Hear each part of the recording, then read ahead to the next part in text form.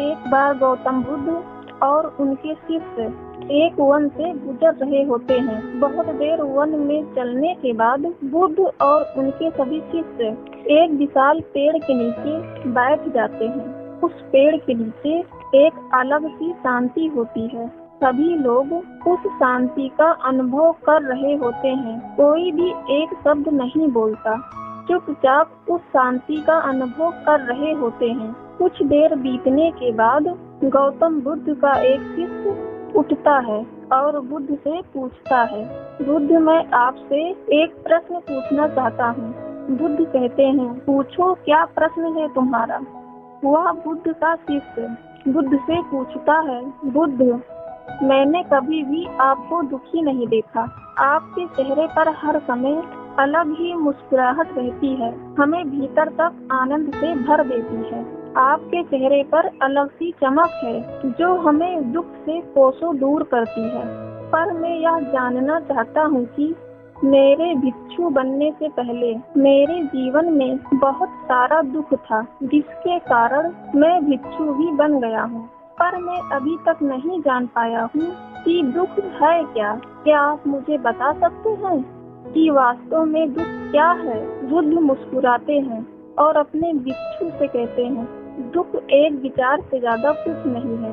सभी लोग सुनकर चौंकते हैं और बुद्ध से पूछते हैं, परंतु बुद्ध, विचार तो आते हैं और चले जाते हैं, पर दुख एक बार आ जाता है तो जाने का नाम ही नहीं लेता। बुद्ध कहते हैं, मैं तुम्हें एक छोटी सी घटना बताता हूँ। एक नगर में एक धनी सेठ रहता है। उसके पास एक वफादार नौकर होता है। वह सेठ अपने नौकर पर बहुत विश्वास करता है। वह सेठ अपने नौकर पर कभी भी किसी बात के लिए शक नहीं करता, क्योंकि उसका नौकर वास्तव में ही बहुत ईमानदार होता है। एक बार उस सेठ को किसी काम से बाहर जाना पड़ता है। 2-3 दिनों के बाद जब वह सेठ वापस लौटता है तो वह एक कीमती सामान लेकर आता है।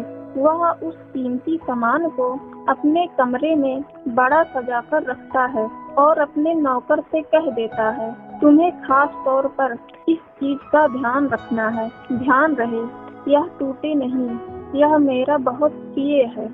नौकर कहता है, मालिक, मैं पूरा ध्यान रखूंगा, आप चिंता ना करें। अगले ही दिन वह नौकर पूरे घर की सफाई कर रहा होता है। सफाई करते करते वह सेठ की उस कीमती चीज के पास पहुंचता है और उसकी भी सफाई करने लगता है। सफाई करते वक्त वह कीमती चीज उस नौकर के हाथ से फिसल जाती है और नीचे गिर जाती है।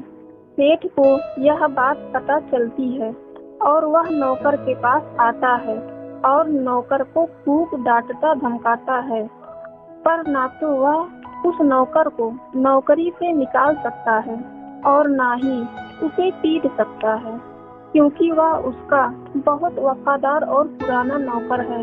इसलिए वह डांट धमका कर ही उसे छोड़ देता है। सेठ अपनी उस कीमती चीज के बारे में सोच सोचकर बहुत दुखी हो जाता है।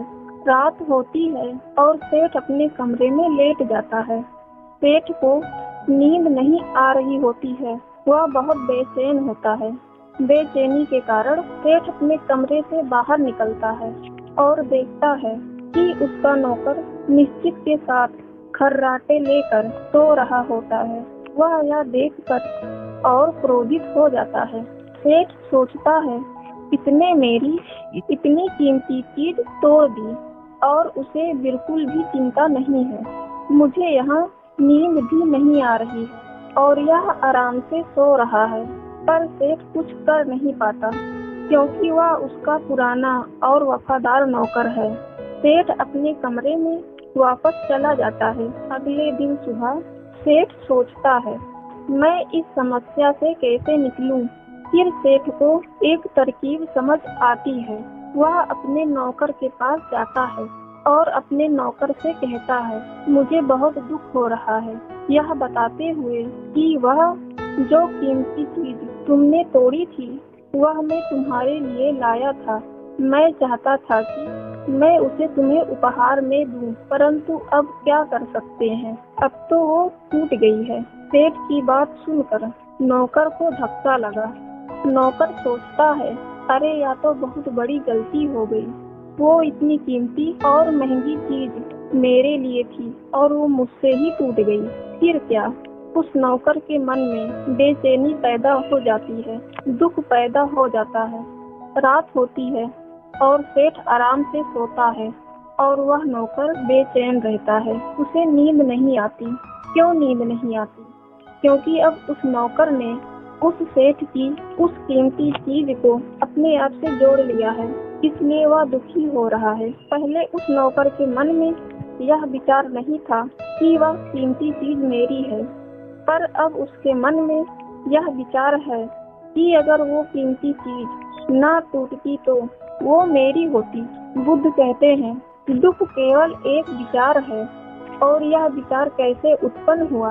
अपने आप को किसी चीज से जोड़ने से।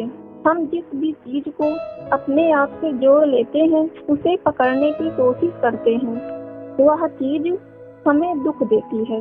क्योंकि वास्तविकता तो यही है कि कोई भी चीज हमसे जुड़ नहीं सकती। हर चीज आपके पास है, आपकी है, पर कुछ समय के लिए, कुछ समय के बाद उस दूर होने की घटना को स्वीकार करें और आगे बढ़ें। गाइस, अगर आपको वीडियो अच्छी लगी तो लाइक, शेयर, कमेंट और सब्सक्राइब कर नोटिफिकेशन बेल को ऑन कर दीजिएगा। Thanks for watching.